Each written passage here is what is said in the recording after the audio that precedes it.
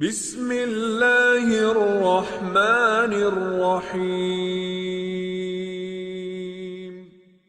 من الشیطان الرجیم بسم اللہ الرحمن الرحیم وقالت أولاهم لأخراهم فما كان لكم علينا من فضل فذوقوا العذاب بما كنتم تكسبون إن الذين كذبوا بآياتنا واستكبروا عنها لا تفتح لهم أبواب السماء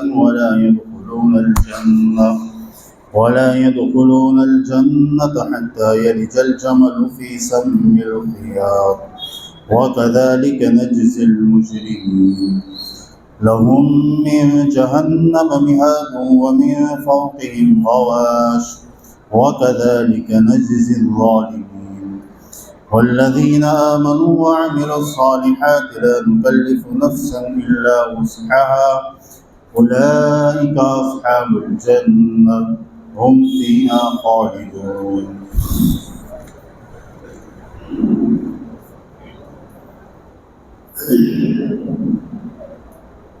وقالت أولاهم لأخراهم اور کہیں گے ان کے اگلے ان کے پچھلوں سے فما كان لكم علينا من فضل نہیں ہے تمہارے لیے ہم پر کوئی فضیلت فذوقوا العذاب بما كنتم تكسبون چنانچہ تم بھی چکھو اللہ کے عذاب کو اپنے کرتوتوں کی بنا پر، یعنی جسے کل میں نے اوپر کی آیتوں کے اندر بیان کیا تھا کہ جب اللہ سبحانہ و تعالیٰ ان کو جہنم کے اندر ڈالیں گے تو یہ وہاں بھی جھگڑا کریں گے، وہاں کیا کریں گے؟ جھگڑیں گے، ایک دوسرے کے اوپر لعن طعن کریں گے، جسے اللہ نے اوپر خود ذکر کیا کہ ایک قوم دوسری قوم کے اوپر لعنت کرے گی کہ جب یہ لوگ جہنم کے اندر داخل ہو جائیں گے ان کے بڑے ان کے چھوٹوں کو ڈانٹیں گے اور ان کے چھوٹے ان کے بڑوں کو ڈانٹیں گے، اگلے پچھلے لوگ کہ بھائی تمہاری وجہ سے ہم گمراہ ہوئے، تم نے اگر ایسا نہ کیا ہوتا تو ہم یہاں نہ پہنچتے۔ تو بڑے کہیں گے کہ ہم نے تھوڑی کہا تھا یہ سب کرنے کے لیے، ہم نے تھوڑی کہا تھا تمہیں یہ سب کرنے کے لیے کہ تم اس طریقے سے کرو، تم اپنی جانوں کی وجہ سے اپنی ذات کی وجہ سے گمراہ ہوئے، تمہارے اندر عقل تھی، دماغ تھا، تم دماغ سے کام لیتے۔ تو اس طریقے کا جھگڑا جہنم کے اندر بھی کریں گے۔ تو اسی کو اللہ سبحانہ و تعالیٰ نے اس پوری رکوع کے اندر بیان کیا کہ جب اللہ سبحانہ و تعالیٰ ان کے لیے جہنم کا فیصلہ کر دے گا تو ان کے اگلے ان کے پچھلوں کو ڈانٹیں گے اور ان کے پچھلے ان کے اگلوں کو ڈانٹیں گے۔ عابد اور معبود دونوں کے اندر مقابلہ ہوگا، جھگڑا اور تکرار ہوگا ان کے اندر۔ عابد یہ کہے گا کہ بھائی معبود سے کہ تم نے گمراہ کیا، معبود کہیں گے کہ بھائی ہم نے تھوڑی کہا تھا کہ ہماری عبادت کرو۔ معبود کیا کہیں گے؟ ہم نے تھوڑی کہا تھا کہ ہماری عبادت کرو۔ تو اب کہیں گے کہ اب سب کے سب عذاب کے اندر برابر ہے۔ فما كان لكم علينا من فضل، کسی کو کسی کے اوپر فوقیت اور فضیلت نہیں ہے، اب چپ چاپ فذوقوا العذاب، عذاب چکھو، کیا کرو؟ چپ چاپ عذاب چکھتے رہو۔ اب یہاں ایسا نہیں کہ تمہیں کم دیا جائے گا ہمیں زیادہ دیا جائے گا، ایسا نہیں ہوگا یہاں، ایسا کہ ہم نے حکم دیا تھا اس لیے ہم کو زیادہ ہوگا، تم نے ہماری مانی تھی تم کو کم ہوگا۔ فما كان لكم علينا من فضل، کوئی فضیلت نہیں دوسرے کے اوپر۔ فذوقوا العذاب بما كنتم تكسبون، یہاں جو کچھ تم نے کیے کرتوت اس کا عذاب تمہیں چکھنا پڑے گا۔ جو کرتوت کیے وہاں پیر صاحب نہیں آئیں گے پھر چھڑانے کے لیے، وہاں کوئی پیر صاحب چھڑانے کے لیے نہیں آئیں گے، وہاں سیدھا کہا جائے گا کہ فذوقوا العذاب، کہ اب عذاب کو چکھو اپنی کرتوتوں کی بنیاد پر۔ ان الذین کذبوا بآیاتنا، آگے اللہ فرماتے ہیں کہ بے شک وہ لوگ جنہوں نے ہماری آیات کو جھٹلایا، واستکبروا عنہا، اور اس کے خلاف تکبر کیا، لا تفتح لهم ابواب السماء، ان کے لیے آسمانوں کے دروازے نہیں کھولے جائیں گے، ولا يدخلون الجنہ، اور نہیں داخل کیے جائیں گے جنت کے اندر، حتی یلج الجمل فی سم الخیاط، یہاں تک کہ اونٹ سوئی کی ناک کے اندر داخل ہو جائے۔ وَكَذَلِكَ نَجْزِي الْمُجْرِمِينَ، اور اسی طرح ہم مجرموں کو بدلہ دیا کرتے ہیں۔ اللہ سبحانہ و تعالیٰ اس آیت کریمہ کے اندر مثال کے ذریعے سے لوگوں کو سمجھا رہے کہ جن لوگوں نے ہماری آیتوں کو، قرآن کی آیتوں کو، ہماری نشانیوں کو، آیات سے مراد صرف قرآنی آیت نہیں ہے، آیت سے مراد نبیوں کے معجزے بھی ہیں، یہ بھی اللہ کی طرف سے ایک نشانیات ہیں۔ یہ بھی اللہ کی طرف سے نشانیاں تھی کہ بعض قوموں نے معجزے دیکھنے کے بعد بھی نبیوں کو جھٹلا دیا. معجزات دیکھنے کے بعد بھی جو اللہ کی نشانیاں ہیں، اللہ کی علامتیں ہیں کہ جس کے بعد حجت قائم ہو جاتی ہے. معجزہ دیکھنے کے بعد حجت قائم ہو گئی. اب اللہ سبحانہ و تعالیٰ ان کو ختم کر دے، ان کو ہلاک کر دے. اب اللہ اس کا ذمہ دار نہیں، یہ خود اپنی ذمہ دار، یہ خود کیا ہے؟ اپنی جانوں کی ذمہ دار ہے. تو اللہ فرماتے ہیں کہ جنہوں نے ہماری آیتوں کو جھٹلا دیا، ان کو جھوٹ ثابت کیا، اور انہوں نے اللہ کے اوپر جھوٹ باندھا کہ نہیں یہ سب جھوٹا، یہ سب کیا ہے؟ جھوٹ ہے. یا تو ایسا کیا کہ فَتُؤْمِنُونَ بِبَعْضِ الْكِتَابِ وَتَكْفُرُونَ بِبَعْضٍ، بعض آیتوں پر ایمان لائے اور بعض کا انکار کر دیا. انہوں نے بعض آیتوں کے اوپر ایمان لائے اور بعض کا انکار کر دیا.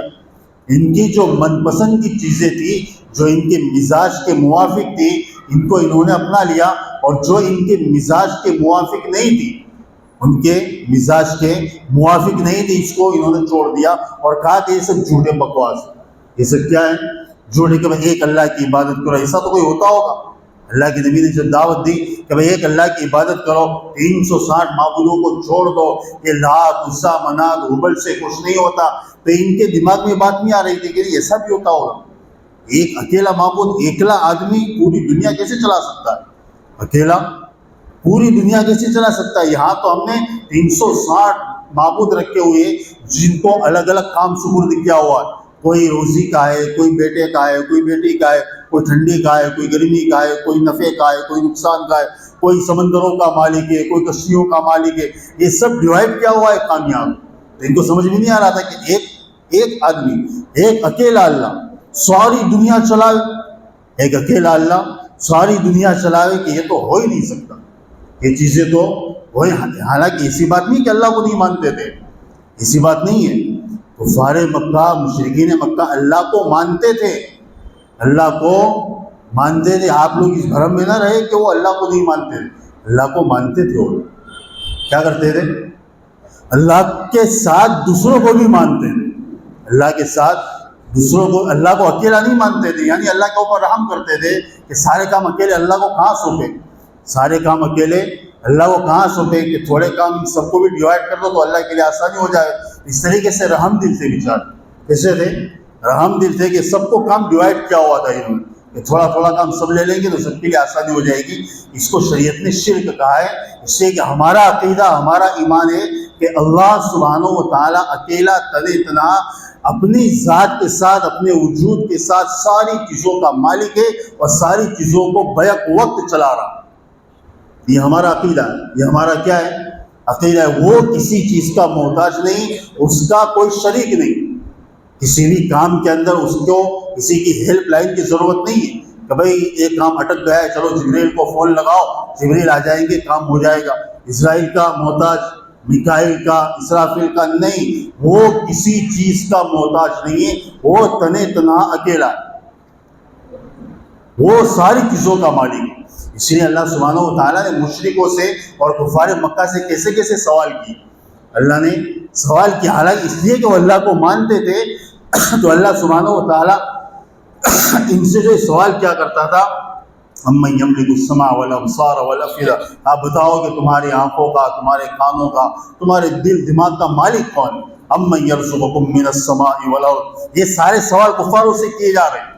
یہ سارے سوال کس سے کیے جا رہے ہیں؟ کون ہے جو تمہیں آسمانوں سے زمینوں سے روزی دیتا ہے؟ کون ہے؟ امن یرزقکم من السماء. یہ اقرار بھی کرتے تھے، یہ مانتے بھی تھے کہ یہ سب کرنے والا اللہ ہے، روزی دینے والا اللہ ہے. فَإِذَا رَكِبُوا فِي الْفُلْكِ دَعَوُا اللَّهَ مُخْلِصِينَ لَهُ الدِّينَ فَلَمَّا نَجَّاهُمْ إِلَى الْبَرِّ إِذَا هُمْ يُشْرِكُونَ. قرآن کہتا ہے کہ جب یہ کشتیوں کے اندر جاتے تھے، سمندروں کے اندر، اور کشتی بھور کے اندر پھنستی تھی، دَعَوُا اللَّهَ مُخْلِصِينَ لَهُ الدِّينَ، خالص اللہ کو پکارتے تھے. کس کو پکارتے تھے؟ وہاں یہ لات عزا منات یہ کوئی کام نہیں ہے. ان کو پتا ہے کہ ان سے، ان ڈبلوں سے کچھ ہونے والا ہے نہیں. ان کو پتا تھا، یہ تو جانتے تھے کہ چھوٹے چھوٹے جو اور چائنا کے پیس رکھے ہوئے ہیں، کہا کہ ان سے کچھ ہونے والا ہے نہیں. تو قرآن کہہ رہا ہے دعوا اللہ مخلصین لہ الدین، کہ یہ خالص اللہ کو پکارتے تھے. جب کشتی ان کی پھنستی تھی، سمندروں کے اندر جاتے تھے، لیکن اللہ فرماتے ہیں کہ پھر فلما نجاہم الی البر، کہ پھر جب ہم ان کو لاتے تھے کناروں کے اوپر، اس کی کیا اوپر اذا ہم یشرکون، تو فوراً شرک کرتے تھے، فوراً کیا کہتے تھے؟ ہائے اللہ گوشت پاک نے بچا لیا. کہتے ہیں ہمارے یہاں گوشت پاک نے بچا لیا. یہ بھی یہ کہتے ہیں کہ ہاں لات عزیٰ نے بچا لیا، لات عزیٰ نے بچا لیا. یہ مشرکی اور ہم مسلمان یہ ایسا عقیدہ رکھے تو ابو جہل ایسا عقیدہ رکھے تو مشرک، اور آج کا مسلمان ایسا عقیدہ رکھے تو مسلمان. اس کو سنی کہا جائے گا. تو کیا کہا جائے گا؟ سنی. کہا کہ اولاد کون دیتا ہے؟ کہ اولاد کا مالک اللہ ہے. لیکن ہمارے یہاں منتیں ہوتی ہے، مانتائیں ہوتی ہے کہ بھائی فلاں باپ کو اولاد دے دے، اس کے پاس جا کے اولادیں مانگی جاتی ہے. لیکن بڑی بیوقوفی کی بات ہے کہ چلو وہ کہتے ہیں کہ بھائی لڑکا ہوا، کہا کہ فلاں پیر صاحب نے دیا، فلاں جو مزار کے اوپر گئے تھے وہاں سے انہوں نے دیا، یہ ساری چیز ہو گئی. لیکن جب وہی لڑکا، ہم تو دعائیں دیں گے اللہ اس کی عمروں کے اندر برکت دے، لیکن اگر خدا نہ خواستہ اس لڑکے کا انتقال ہو جائے، اس لڑکے کا انتقال ہو جائے، اور اگر کوئی جو ہے بیٹھنے کے لیے جائے اس کے مکان کے اوپر میت کے دن اور اس سے بات کہے کہ بھئی کیا ہوا، تو کیا کہتے ہیں پھر وہاں جملے کیا ہوتے ہیں؟ موت کے جملے کیا کہتے ہیں؟ اللہ کا جان مال سب اللہ نے لے لیا. کیا کہتے ہیں لوگ؟ نہیں کہتے کہ باپو کا تھا باپو نے لے لیا. کہتے ہیں ایسا؟ کہتے دینے کے اندر کہا کہ گوشت پاک نے دیا، اور لیا تو کیا اللہ نے. اچھے کاموں کی نسبت دوسروں کی طرف اور برے کاموں کی نسبت اللہ کی طرف. خراب کاموں کی نسبت کس کی طرف کرتے بھائی؟ کہا کہ اللہ کا جان مال تھا اللہ نے لے لیا. نہیں کہتے گوشت پاک کا تھا گوشت پاک نے لے لیا. ایسا کہتے نہیں کہتے. اور دینے کے اندر کہا کہ گوشت پاک باپو نے دیا. تو گوشت پاک کی دین، یہ کس کی دین ہے؟ گوشت پاک باپو کی دین. یہ سب سے بڑا شرک ہے. یہ کیا ہے سب سے بڑا؟ یہ سارے خزانے اللہ مشرکین مکہ سے کہہ رہا ہے امن یملک السماء والابصار امن یرزقکم من السماء والارض، کہ کون ہے جو تمہیں آسمان و زمینوں سے رزق دیتا ہے؟ آسمان و زمینوں سے رزق دیتا کون ہے تمہیں؟ یہ تو بتاؤ. وہ جانتے تھے، اقرار کرتے تھے کہ اللہ کے سوا رزق کا مالک ہی اللہ ہے.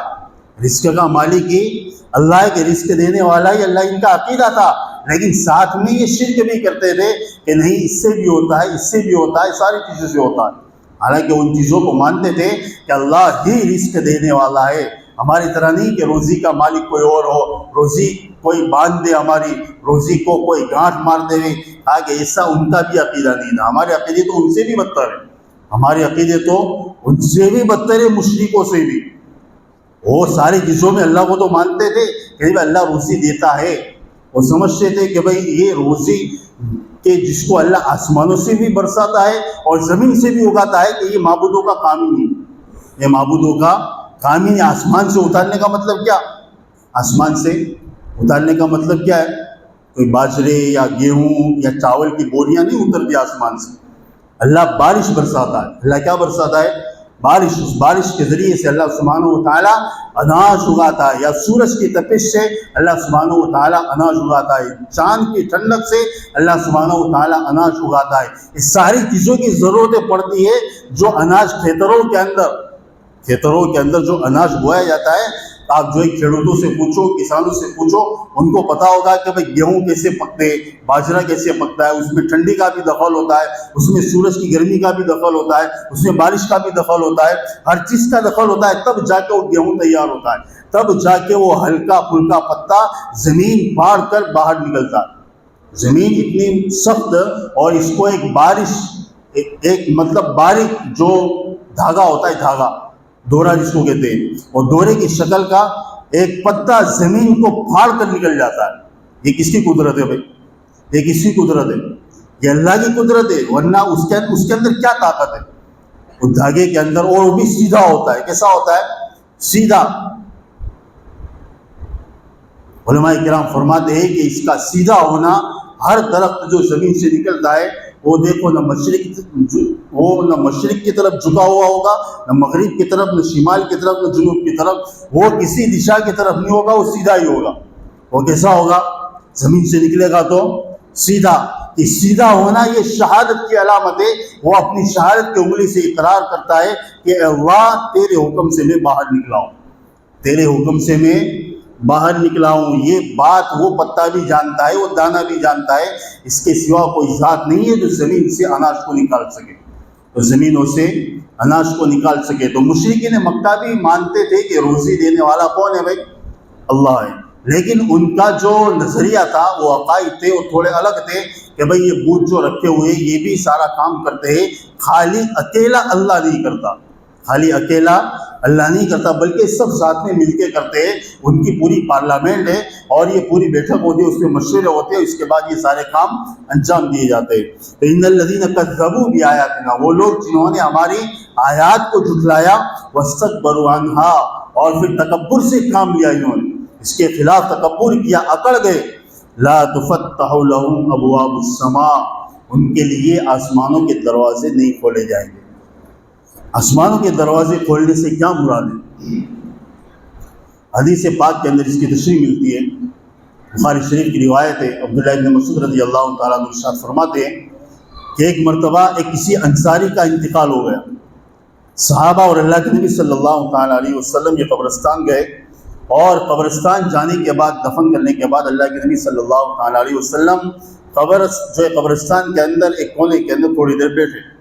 اب جب آپ صلی اللہ علیہ وسلم نے تشریف رکھی تو سارے صحابہ وہاں جمع ہو گئے، سارے صحابہ جمع ہو گئے۔ جمع ہونے کے بعد اللہ کے نبی صلی اللہ تعالیٰ علیہ وسلم ارشاد فرمایا کہ جب مومن بندے کی روح فرشتہ نکالتا ہے اور جب لینے کے لیے آتا ہے تو اپنے ساتھ کے اندر جنت کا کفن بھی ساتھ لے کر آتا ہے، اپنے ساتھ کے اندر جنت کا کفن بھی ساتھ لے کر آتا ہے، اور وہاں کی خوشبو ساتھ لے کر آتا ہے، وہاں کی خوشبوئیں، وہاں کا کفن، ساری چیزیں۔ موت کا فرشتہ جب ایمان والے کی روح قبض کرنے کے لیے آتا ہے تو یہ ساری تیاری وہاں سے کر کے آتا ہے۔ ہم تو ایک کفن پہنا دیتے ہیں، ہمیں کفن پہنا دیتے ہیں جو ہمیں نظر آتا ہے، اور ایک فرشتہ کفن پہناتا ہے جو جنت کا ہوتا ہے، جو ہمیں نظر نہیں آتا، جو ہمیں نظر نہیں۔ ہم خوشبو لگاتے ہیں، ہمیں اس کا احساس ہوتا ہے، ایک خوشبو جنت کی فرشتے لے کر آتے ہیں، اس کا احساس ہمیں نہیں ہوتا۔ بعض صاحب کشف لوگ ہوتے ہیں، ان کو ہو جاتا ہے۔ اللہ کے نبی نے فرمایا کہ فرشتہ بھی کفن لاتا ہے اور خوشبو والا لاتا ہے، اور جب اس کی روح قبض کی جاتی ہے، جب اس کی روح نکالی جاتی ہے، بہت ہی آسانی کے ساتھ ایسے نکالی جاتی ہے جیسے جو آٹے کے اندر سے بال کو نکال لیا جاتا ہے، جیسے آٹے کے اندر سے بال کو نکال لیا جاتا ہے، ایسی آسانی کے ساتھ اس کی روح قبض کی جاتی ہے۔ اب روح کو لے جانے کے لیے فرشتے چلتے، اب اس کی روح کو لے جا رہے فرشتے۔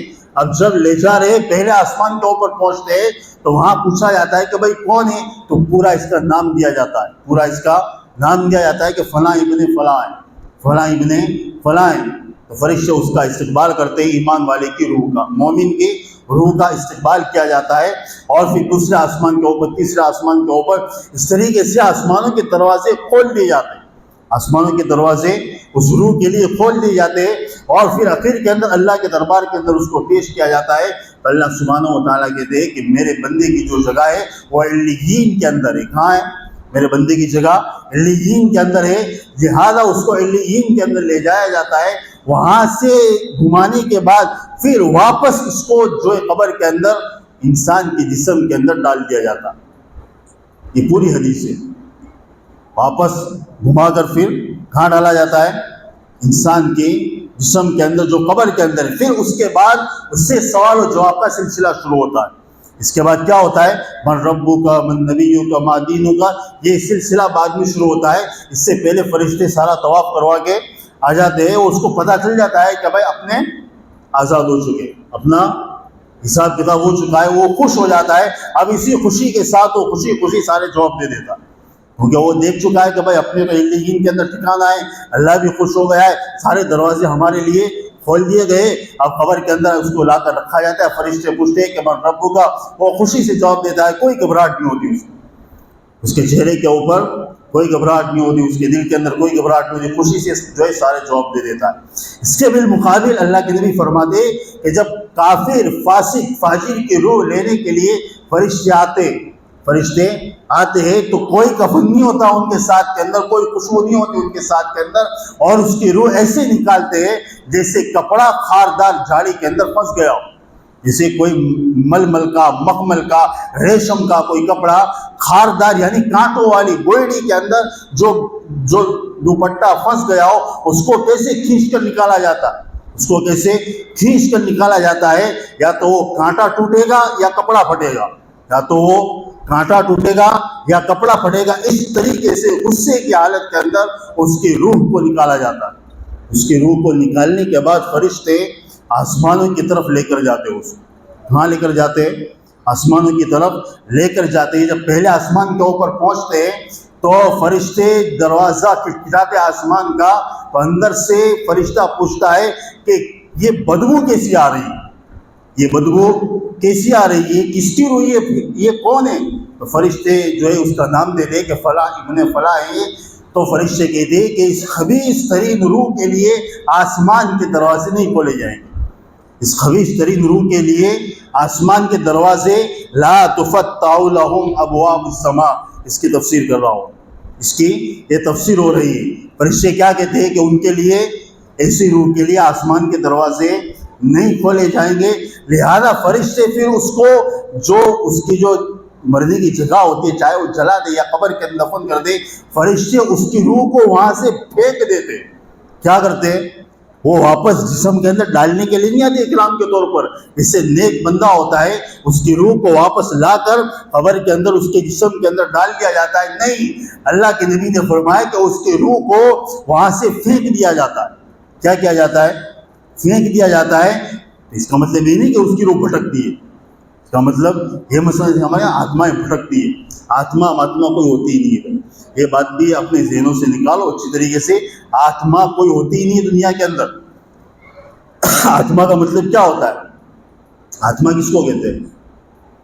آتما ہوتی ہے آتما؟ نہیں ہوتی بھائی.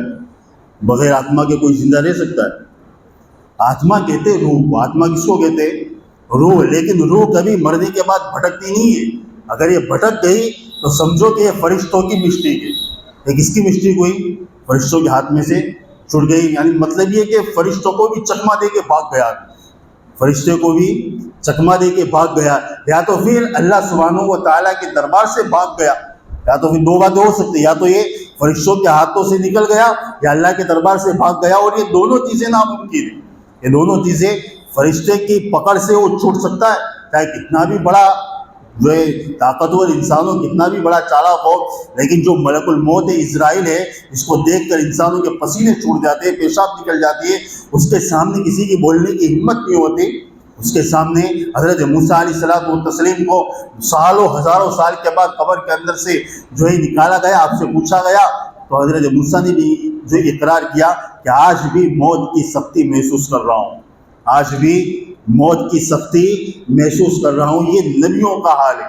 تو پھر ملک الموت کے ہاتھ سے نکل سکتا ہے کہ دیکھ اس کے اوپر فلاں آتما کا سایہ ہے، فلاں آتما آ گئی ہے، فلاں آتما آ گئی ہے. کچھ نہیں ہوتا. یہ سب ڈھونگ ہے. یہ سب کیا ہے؟ ڈھونگ ہے اور الو بنانے کے طریقے سارے. اور یہ سب عاملوں کے جو ڈھکوس تھے جو انہوں نے ایجاد کیے، جو انہوں نے کیا کیے؟ ایجاد کیے. کبھی اس کے اوپر فلاں کی آتما آ گئی، فلاں کی آتما آ گئی. ایک آتما جو اس کے شریر کے اندر ہے، جسم کے اندر ہے، وہ سچوا دینی دوسری کا سے آ گئی. اس پہ تو ہونا چاہیے، کوئی جگہ تو ہونی چاہیے. ایک ہماری روح ہے ہمارے جسم کے اندر، اب دوسری روح کو اندر ڈالنا ہے تو ایک آتما کو نکالنا پڑے گا کہ نہیں؟ ایک آتما کو اگر ڈالنی ہے اندر تو ایک دوسری آتما کو اندر سے نکالنا پڑے گا. جب ہماری آتما نکلے گی تب جا کے دوسری آتما آئے گی. اور جب تیری آتما نکل جائے گی تو پھر گیا، خلاص، ختم ہو گیا. پھر کیا ہوا؟ اگر آتما نکل گئی تو اسے ان چکروں کے اندر مت پڑو کہ اس کی آتما آ گئی، کسی کی آتما نہیں بھٹکتی. اور یہ ساری باتیں جو ہے کہانیوں کے اندر اچھی لگتی ہیں. اس میں اچھی لگتی ہے کہانیوں کے اندر. حقیقت سے اس کا کوئی تعلق نہیں. ہاں شرکت شیاطین ہے، ناپاک شیاطین ہے، ناپاک جنات ہے، یہ ساری چیزیں ہوتی ہیں. لیکن آتما نہیں ہوتی کہ اس کو اس کی آتما کا سایہ ہے نہیں، اس کی آتما چھوڑ گئی ہے نہیں. وہ گلا پھانسی کھانے مر گیا تھا نا وہ گھر کے اندر، تو وہ آتما سب کو حیران کرتی. وہ کیا کرتی؟ آتما سب کو حیران کرتی. وہ کوئی آتما حیران نہیں کر سکتی. اگر آتما حیران کرتی تو ایسی تو کتنی آتمائیں ہوتی. فرشتے کہاں پکڑتے ان کو، پکڑندہ کھیلتے پھر تو فرشتے ان کے ساتھ، یہاں سے پکڑو وہاں سے پکڑو. مرنے کے بعد بھی ایسا نہیں ہوتا ہے بھائی. یہ ساری چیزیں جو ہے کامیڈی کے لیے کافی ہے. تو اللہ فرماتے ہیں کہ لا تفتح لهم ابواب السماء، کہ ایسے لوگوں کے لیے آسمانوں کے دروازے نہیں کھولے جائیں گے. ولا يدخلون الجنہ، اور نہ ان کو جنت کے اندر داخل کیا جائے گا. حتی یلج الجمل فی سم الخیاط، اللہ فرماتے ہیں کہ ان کا جنت کے اندر داخل ہونا اتنا ہی محال ہے، اتنا ہی ناممکن ہے جتنا سوئی کی ناک کے اندر اونٹ کا داخل ہو جائے۔ سمجھ رہے ہو کہ نہیں باتوں کو؟ سمجھ شریف میں آ رہا ہے آپ کی؟ اونٹ سوئی جو ہوتی ہے، سوئی دیکھیے نا، کپڑے سینے کی جو سوئی ہوتی ہے، اس کے اینڈ کے اندر چھلڑا ہوتا ہے نا، جس کے اندر دھاگا ڈالتے ہیں۔ اللہ فرماتے ہیں کہ اس جو ہے ناک کے اندر، اور جو ہے اردو کے اندر اس کو ناک کہا جاتا ہے، تو اس ناکے کے اندر جس طریقے سے اونٹ کا داخل ہونا محال ہے کہ نہیں، اندر سے اونٹ داخل ہو سکے گا؟ اونٹ داخل ہوگا اندر سے۔ اونٹ یہ اللہ نے عربوں کو سمجھانے کے لیے کہا کہ اونٹ ان کے نزدیک بہت عمدہ جانور اور جو ہے مشہور تھا۔ یہاں اللہ چاہتا تو پاڑے کا، بکری کا بھی ذکر کر سکتے کہ یہ بھی نکل نہیں سکتی، لیکن اونٹ کا ذکر کیا اللہ نے، اس سے کہ عربوں کے اندر زیادہ تر اونٹ پائے جاتے ہیں، عربوں کے اندر زیادہ تر اونٹ پائے جاتے ہیں۔ تو حال کے موافق اللہ کلام کرتا ہے، یہ اللہ کی فصاحت ہے۔ تو اللہ نے کہا کہ بھائی جس طریقے سے ناکے کے اندر سے اونٹ کو نکالنا یہ محال ہے، سوئی کے ناکے کے اندر سے اونٹ کو نکالنا یہ محال ہے، اسی طریقے سے ان کا جنت میں داخل ہونا بھی محال ہے۔ نہ اونٹ سوئی کے ناکے کے اندر سے نکل سکتا ہے، نہ یہ لوگ جنت کے اندر داخل ہو سکتے ہیں۔ وَكَذَلِكَ نَجْزِي الْمُجْرِمِينَ، اور اسی طریقے سے ہم مجرموں کو بدلا دیتے ہیں۔ لَهُم مِّن جَهَنَّمَ مِهَادٌ، آگے اللہ اور اس کی تفسیر بیان فرماتے ہیں کہ ان کے لیے جہنم کا بستر ہے، ان کے لیے مہاد کہتے ہیں بچھانے کی چیز کو۔ مہاد کس کو کہتے ہیں؟ جو چیز ہم بچھاتے، بچھونا جس کو کہتے ہیں، تو ان کے لیے جہنم کا بچھونا ہے۔ وَمِن فَوْقِهِمْ غَوَاشٍ، اور ان کے اوپر یعنی اوڑھنے کی چیز بھی یہ جہنم ہے، یعنی ان کا بچھونا بھی آپ کا ہوگا، اور جن چیزوں کو وہ اوڑھنا چاہیں گے تو وہ چیزیں بھی آپ کی ہوں گی، وہ چیزیں بھی کیسی ہوگی؟ وَمِن فَوْقِهِمْ غَوَاشٍ، اور جو چیز ان کو ڈھانپے گی وہ بھی جہنم کی آگ سے بنی ہوئی ہوگی۔ لَهُم مِّن جَهَنَّمَ مِهَادٌ وَمِن فَوْقِهِمْ غَوَاشٍ وَكَذَلِكَ نَجْزِي الظَّالِمِينَ، اور اسی طریقے سے ہم ظالموں کو بدلا دیا کرتے ہیں۔ اللہ سبحانہ و تعالیٰ کو اس باتوں پر عمل کی توفیق عطا فرمائے۔